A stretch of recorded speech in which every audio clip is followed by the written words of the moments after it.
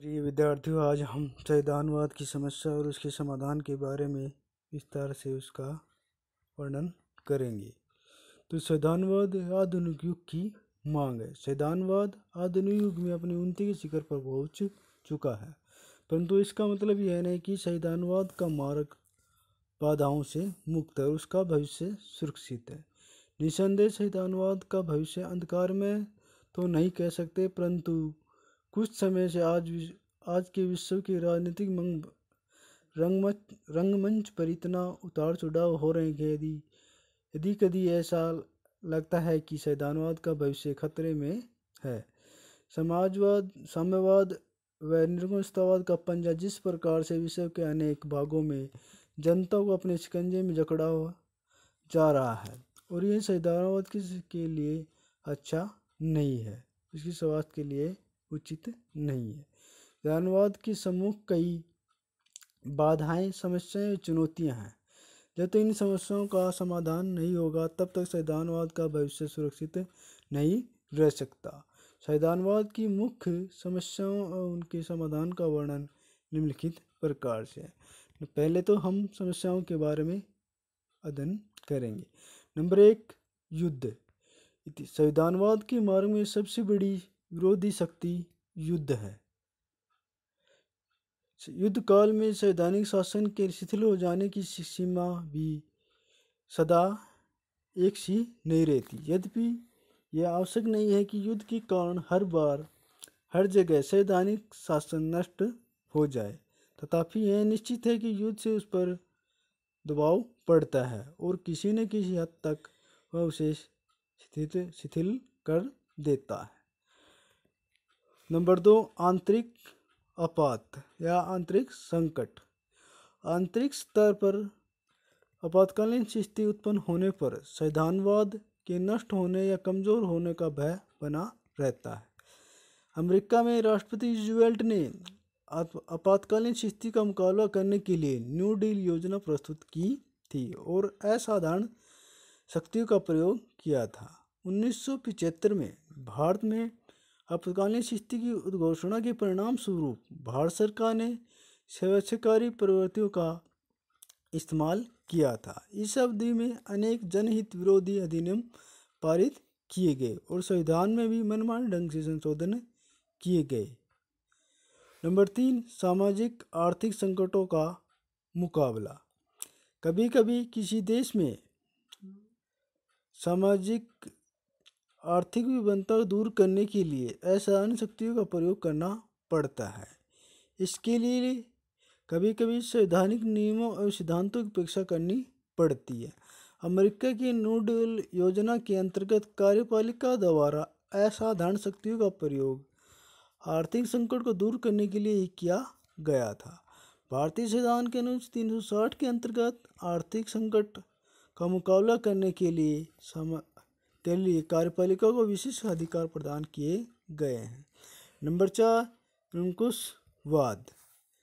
संवैधानिक शासन की अन्य विरोधी शक्ति निरंकुशवाद है। बहुत से रूपों और नामों में प्रकट होता है। उसे चाहे सर्वाधिकारवाद कहा जाए या मजदूर वर्ग का अधिनायक तत्व का नाम दिया जाए या फासीवाद या नाजीवाद की संज्ञा दी जाए, चाहे उसे संविधान में प्रतिष्ठित किया जाए, परंतु संवैधानिक शासन से उसका मेल नहीं हो सकता, क्योंकि बंधनहीन निरंकुशवाद स्वेच्छाकारी और परिसर होने का दावा करता है।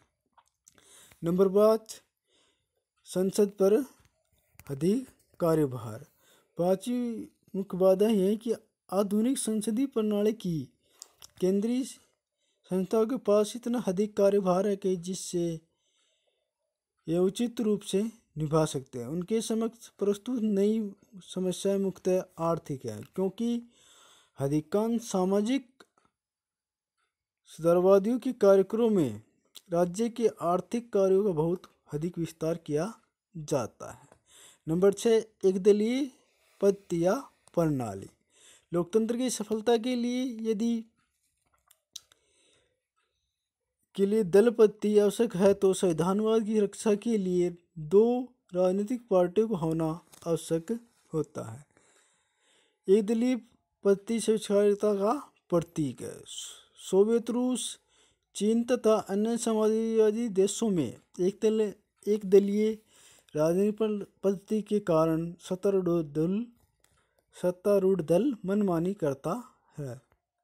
सोवियत रूस तथा चीन में समाजवादी दल का वर्चस्व है। वहाँ सभी सरकारी और गैर सरकारी एजेंसियां समाजवादी दल के निर्देश पर ही कार्य करती हैं।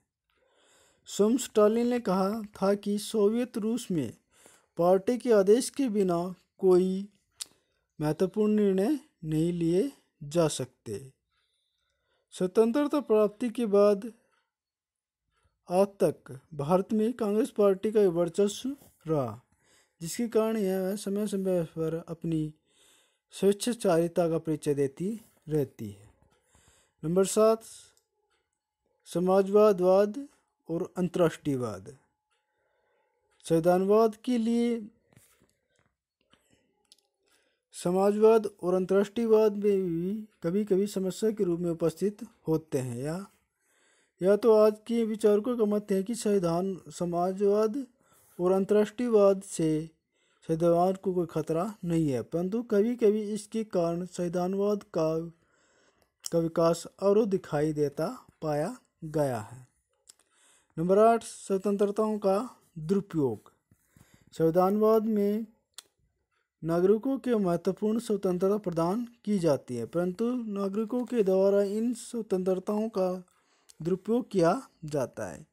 इन स्वतंत्रता का इशारा लेकर संवैधानिक शासन को पलटने का दुस्साहस किया जाता है। यही संविधानवाद की समस्या है। यहाँ समस्या उत्पन्न होती है कि क्या यह संविधानवाद के अनुरूप होगा या कि लोगों के विरुद्ध वर्णनात्मक कार्रवाई की जाए। नंबर 9, नागरिकों में समानता का अभाव। अक्सर यह देखा गया है कि नागरिकों के अंदर संविधान के प्रति जो समानता की भावना होनी चाहिए उसके अंदर भी उसका अभाव हो पाया जाता है, जिससे कि संविधान के प्रति संविधानवाद के लिए एक समस्या उत्पन्न होती है। उपरोक्त समस्याओं के अतिरिक्त संविधानवाद के सामने और अनेक समस्याएं चुनौतियां हैं। विकासशील देशों की राजनीतिक उथल-पुथल तथा अन्य समस्याएं संविधानवाद के लिए गंभीर चुनौतियां प्रस्तुत करती हैं। इसके कारण कभी कभी संविधानवाद का भविष्य अंधकार में दिखाई पड़ता है। तो समस्याओं का समाधान, यानी संविधानवाद की समस्याओं का समाधान किस प्रकार से किया जाए। तो संविधानवाद की उपरोक्त समस्याओं का निराकरण करने के लिए विभिन्न विद्वानों ने विभिन्न प्रकार से सुझाव प्रस्तुत किया है। उनको विभिन्न प्रकार के समाधानों का विवरण हो निम्नलिखित प्रकार से है।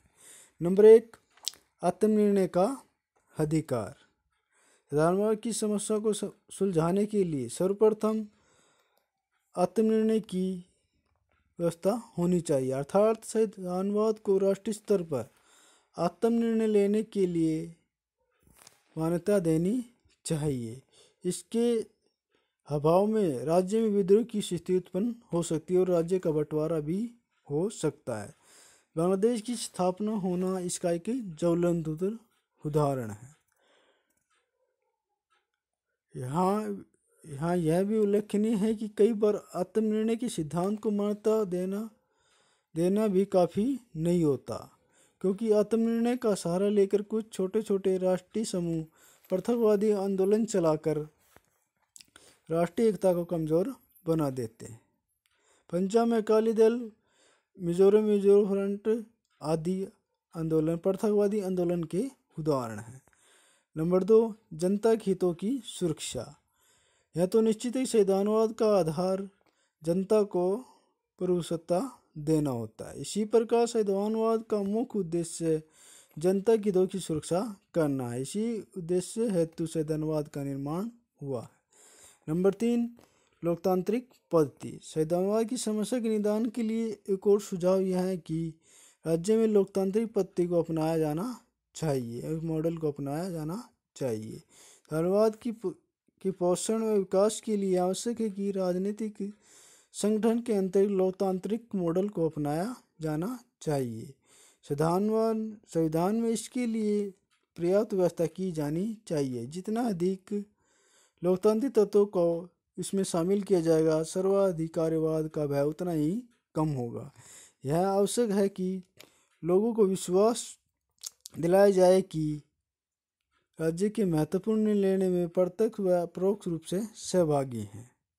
इसके लिए विधायिका में प्रतिनिधित्व का विस्तार, लोक निर्णय, परम आदि पद्धतियों का यथासंभव बड़े पैमाने लागू करने का प्रयास किया जाना चाहिए। नंबर 4, संघीय व्यवस्था को अपनाना। संघीय व्यवस्था का होना भी संविधानवाद की समस्या को सुलझाने हेतु एक महत्वपूर्ण सुझाव है। संविधानवाद के विकास व सुरक्षा के लिए संघीय व्यवस्था अधिक महत्वपूर्ण है, क्योंकि इस व्यवस्था में राष्ट्रीय एकता व स्वायत्तता का समन्वय होता है। इसलिए संविधानवाद को संघवाद को अपनाना चाहिए।